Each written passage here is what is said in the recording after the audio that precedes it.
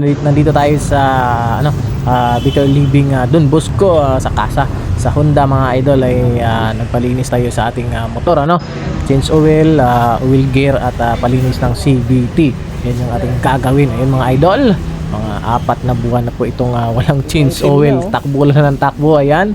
Then sinabay na natin ng ating oil gear. Yan. Dito po yan sa Casa mga idol. Ito po yung ating langis, original Honda Pro ang ating laging ginagamit, at yung ating yung panggilid nating oil gear. Yan.